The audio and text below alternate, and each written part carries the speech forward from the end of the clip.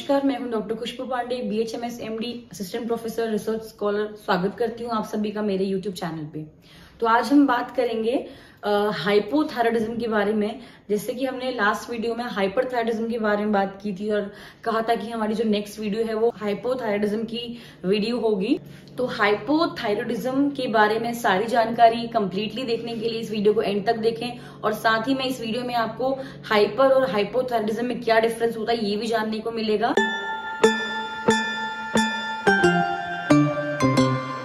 जैसे कि हमने अपनी लास्ट वीडियो में बात की थी कि जो थायराइड जो ग्लैंड है ये जो मेटाबॉलिज्म है उसको रेगुलेट करता है और हाइपरथायराइडिज्म में जो मेटाबॉलिज्म है वो स्पीड अप हो गया था।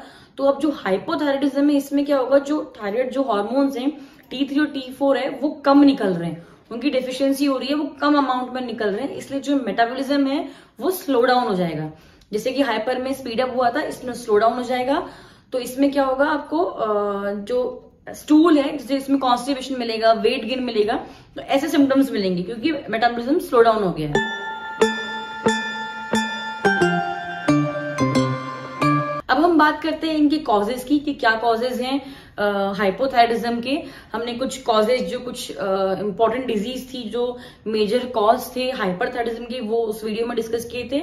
इसके जो कॉज हैं मेजरली वो ये है, पहली चीज है कोई भी अगर ऑटो इम्यून डिजीज रही है आपको, पहले ये ऑटो इम्यून डिजीज चल रही है आपको। ऑटो इम्यून डिजीज में क्या होता है कि आप ही के जो शरीर के जो भी सेल्स होते हैं, शरीर के जो भी पार्ट्स होते हैं वो खुद ही आपके शरीर के अगेंस्ट काम करते हैं, जो नॉर्मली नहीं करना चाहिए। आपके शरीर के जो सेल्स हैं उनको आपके शरीर के अगेंस्ट काम नहीं करना चाहिए, वो आपके शरीर के अगेंस्ट काम करेंगे अगर ये किसी भी तरह की, अगर मान लीजिए ऐसी कोई भी बीमारी हो। इसके अलावा थायराइडाइटिस जो कि हाइपरथायराइडिज्म का भी एक कॉज था, जिसमें इन्फ्लेमेशन हो रहा है थायराइड ग्लैंड का, ये एक हाइपोथायराइडिज्म का भी कॉज है। इसके अलावा मान लीजिए किसी भी कारणवश कि कोई नोड्यूल रहा है या फिर इन्फ्लेमेशन रहा है तो थायराइड का सर्जिकल रिमूवल हुआ है।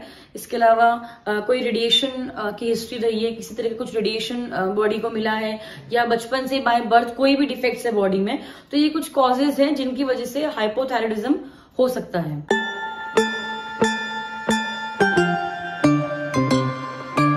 अब हम बात करेंगे हाइपोथायराइडिज्म के सिम्टम्स के बारे में। तो इसमें क्या होगा, जैसे हमने लास्ट पॉइंट में बात करी थी, जो इसके जो मेटाबॉलिज्म है स्लो डाउन हो रहा है, तो उसके सिम्टम्स क्या होंगे, स्लो डाउन होने की वजह से भूख कम लगेगी, कॉन्स्टिपेशन रहेगा, स्टूल टाइट रहेगा, वेट गेन हो जाएगा इजीली। इसके जो सिम्टम्स होते हैं वो आपको इतनी जल्दी नहीं मिलते, आपको थोड़े से लेटर स्टेजेस में मिलते हैं। तो आपको जैसे कि कुछ मेमोरी प्रॉब्लम्स हो गई, आप जल्दी से भूलना शुरू कर रहे हैं, कंसंट्रेशन ढंग से नहीं हो पा रहा है, ठीक है। इसके अलावा आपको वीकनेस जल्दी हो जा रही है, टायर्डनेस जल्दी हो जा रही है, फटीग हो जा रहा है, स्किन ड्राई हो रही है, जो कॉन्स्टिपेशन के साथ में आपको ब्लॉटेड पेट मिल रहा है, ब्लॉटेड एब्डोमेन मिल रहा है, फूला फूला हो रहा है, फ्लैचुलेंस हो रही है, गैस बन रही है बहुत ज्यादा। और हाइपोथायराइडिज्म में आपको जो हार्ट रेट है वो स्लो मिलेगी। जैसे आपको हाइपरथायराइडिज्म में हार्ट रेट जो है रैपिड और इरेगुलर मिली थी, इसमें स्लो मिलेगी। ये कुछ मेजर सिम्टम्स हैं हाइपोथायराइडिज्म के। हाइपर और हाइपो में क्या डिफरेंस है, इनके जो सिम्टम्स हैं आपको ये यहाँ पर देखने को मिलेंगे।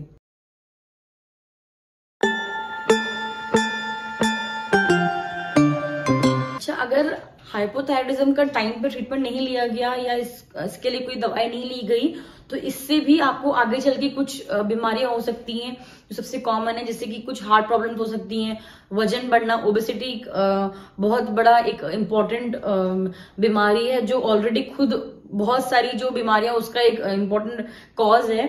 इसके अलावा इनफर्टिलिटी की प्रॉब्लम हो सकती है, जॉइंट पेन की दिक्कत हो जाती है। ये थे कुछ वो बीमारियां जो अगर हाइपोथायराइडिज्म को टाइम पर ठीक नहीं किया गया जो हो सकते हैं।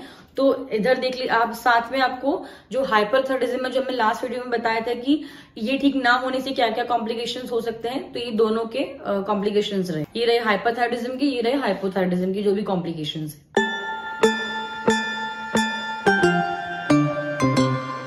इसका जो डायग्नोसिस है वो भी जो सिम्टम्स हैं, जो भी हम क्लिनिकल सिम्टम्स बात की, इनके अकॉर्डिंग पता चल जाएगा या सस्पेक्टेड रहेगा कि हाँ थायराइड हो सकता है। इसके अलावा अगर आप ये सिम्टम्स किसी डॉक्टर के पास जाएंगे तो वो आपका टेस्ट लिखेंगे, आपका इन्वेस्टिगेशन सजेस्ट करेंगे। अब इन्वेस्टिगेशन कराएंगे तो उसमें थायराइड प्रोफाइल की जाती है, T3 और T4 का लेवल इसमें कम मिलेगा। हाइपो में याद रखिएगा, हाइपो मतलब लेस, तो T3 T4 कम मिलेंगे, इसके अलावा इसका जस्ट अपोजिट होगा TSH।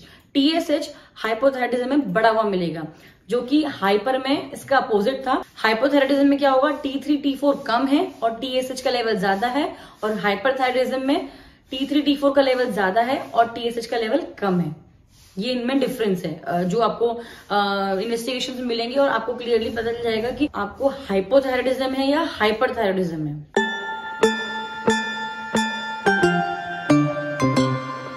डाइट और इंटरवेंशंस में इसमें क्योंकि वजन बहुत जल्दी से बढ़ रहा है, इसकी वजह से तो वजन कंट्रोल करना बहुत जरूरी है। इसलिए वजन कम करने के लिए जो भी हम अभी तक बात करते आ रहे हैं कि एक्सरसाइज एक्सरसाइज एक्सरसाइज एक्सरसाइज लगभग सभी बीमारियों का एक इम्पोर्टेंट सजेशन और एडवाइस है कि एक्सरसाइज करने से वजन कम होगा। वजन कम करने से जो बहुत सारी बीमारियां हैं वो कंट्रोल हो सकती है।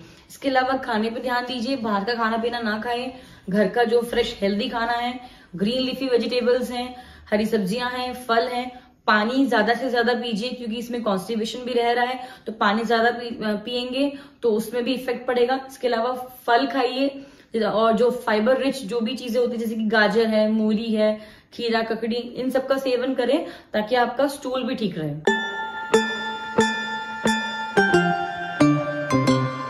अब हम बात करेंगे हाइपोथायराइडिज्म की होम्योपैथिक मेडिसिन की। तो इसमें पहली मेडिसिन है, वो इम्पोर्टेंट मेडिसिन है, वो है किलकेरिया कार्ब। किलकेरिया कार्ब का जो कॉन्स्टिट्यूशन है वो आपको मैक्सिमम टाइम ऐसा मिलेगा कि आपको काफी फेयर और थोड़े से वेट गेन जिनको इजीली हो जा रहा है, ठीक है, बहुत फ्लैबी से, बहुत थुलथुले से अगर कोई फीमेल है या कोई भी अगर मेल भी है तो ऐसे पेशेंट होंगे किलकेरिया कार्ब के। इसके अलावा कॉन्स्टिपेशन बहुत ज्यादा रहेगा, बहुत टाइट स्टूल रहेगा, स्वेटिंग रहेगी, पसीना बहुत ज्यादा आएगा स्पेशली सर पे। इसके अलावा जो एग खाने की इच्छा रहेगी, अंडे खाने की इच्छा रहती है, और जो इनडाइजेस्टिबल थिंग्स हैं यानी कि जैसे चौक है, पेंसिल की लीड है, ये सब खाने की कईयों को इच्छा रहती है। तो ऐसे सिम्टम्स अगर आपको किसी में मिलते हैं तो किलकेरिया कार्ब आप 200 में 4 डोज या पर्सन के हिसाब से, पेशेंट के हिसाब से 1 mg के 4 डोज ऐसे दे सकते हैं कॉन्स्टिट्यूशनली।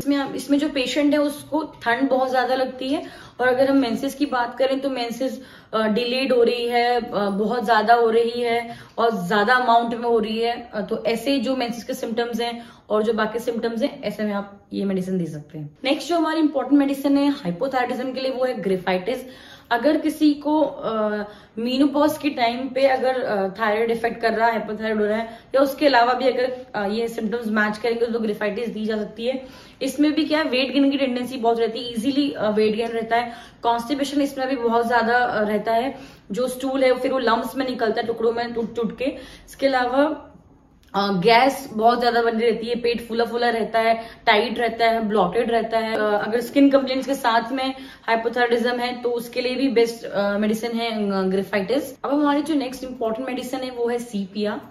सीपिया का जैसे हमने पहले कुछ वीडियोस में बात की थी, कुछ सिम्टम्स इसमें वही रहते हैं, जैसे काफी जो भावुक फीमेल्स रहती है, इमोशनल रहती हैं, रोने की जल्दी इच्छा करती है, ठीक है। इसके अलावा इनको क्या होगा, जो गर्म रूम होगा उसमें भी इनको जल्दी से ठंड लग जाएगी।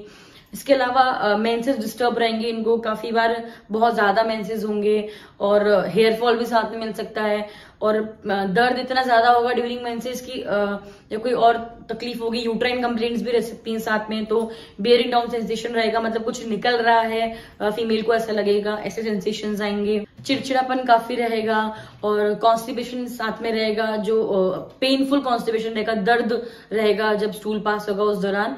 जो एसिडिक थिंग्स होती हैं, एसिडिक चीजें होती हैं खाने में, वो खाने की इच्छा करेगी। तो ऐसे केस में आप ऐसे सिम्टम्स किसी को मिल रहे हैं तो आप सीपिया दे सकते हैं। ये पेशेंट टू पेशेंट डिफर करेगा कि क्या पोटेंसी देनी चाहिए। 30 में भी आप दे सकते हैं कंटिन्यूअस 7 से 10 दिन, या 200 में 4-5 डोज भी दे सकते हैं। जिस हाइपोथायराइडिज्म के केस में अगर मेंसेस की सिम्टम्स ज्यादा मिल रहे हैं, मेंसेस इरेगुलरिटी मिल रही है, और साथ में हीमोग्लोबिन की कमी हो रही है, और फ्लशिंग काफी हो रही है, मतलब चेहरे पे काफी लाल, मतलब ऐसे लाल लाल रहता है चेहरा, काफी बहुत ज्यादा रेडनेस रहती है, वीकनेस बहुत ज्यादा रहती है, चक्कर आते हैं, तो ऐसे केस में फेरेमेट भी आप दे सकते हैं, क्योंकि हाइपोथायराइडिज्म में भी काम करती है, और जो हीमोग्लोबिन कम होता है और जैसे फ्लशिंग रहती है, ऐसे में इसका काफी अच्छा रोल है। तो फेरामेंट 30 को आप रेगुलर 10 दिन तक दिन में 3 बार दे सकते हैं। अगर हाइपोथायराइडिज्म के केस में आपको कॉन्स्टिपेशन की दिक्कत ज्यादा हो रही है, स्टूल की प्रॉब्लम ज्यादा हो रही है, तो ऐसे में कुछ 2-3 मेडिसिन है जिसका आप यूज कर सकते हैं, जैसे कि एल्यूमिना है। तो अगर मान लीजिए 2-3 दिन या कई दिनों तक आपको बिना किसी डिजायर के कि बिल्कुल भी इच्छा नहीं हो रही है, ऐसे दिन निकल जा रहे हैं, बिल्कुल स्टूल की इच्छा ही नहीं हो रही, पास ही नहीं हो रहा है, तो ऐसे केस में आप एल्यूमिना का यूज कर सकते हैं। इसके अलावा नक्सोमिक बहुत अच्छी मेडिसिन है कॉन्स्टिपेशन के लिए, जहां पर आपको बहुत हार्ड रह रहा है, बट 1-2 बार 3 बार हो रहा है, 3-4 बार जा रहे हैं, बट आपको सेटिस्फैक्ट्री नहीं हो रहा है, आपको लग नहीं रहा है कि कंप्लीटली हुआ है, और मिर्ची से आपको दिक्कत ज्यादा बढ़ रही है, स्पाइसेस खाने से दिक्कत हो रही है। इसके अलावा तीसरी मेडिसिन है ब्राइनिया, जिसमें जो स्टूल है बहुत ज्यादा हार्ड होता है, बहुत ज्यादा इतना हार्ड की पेनफुल भी रहता है, कई बार टुकड़ों में निकलता है, और साथ में ड्राइनेस बहुत ज्यादा रहती है हर जगह, खासकर गले में, और पानी की प्यास बहुत ज्यादा रहती है, बहुत ज्यादा पानी की प्यास रहती है। इतनी पानी की प्यास होने के बावजूद भी गले में ड्राइनेस रहती है, कॉन्स्टिपेशन की तकलीफ रहती है, तो ऐसे केस में आप ब्राइनिया का यूज कर सकते हैं। अगर हाइपोथायराइडिज्म के जितने भी जो कॉमन सिम्टम्स हैं अगर वो आप में प्रेजेंट है, तो इन सारी मेडिसिन के अलावा या इनके साथ में या बिना इनके आप थायरोडिनम 3x का भी यूज कर सकते हैं, जो कि आप हाइपरथायराइडिज्म और हाइपोथायराइडिज्म दोनों के केस में यूज कर सकते हैं। इसकी 2-2 गोली दिन में 3 बार कंटिन्यूअस 1 मंथ तक आप यूज कर सकते हैं। To get notified first, don't forget to press the bell icon for latest update. Please like this video, comment and share, और चैनल को सब्सक्राइब करना ना भूलें।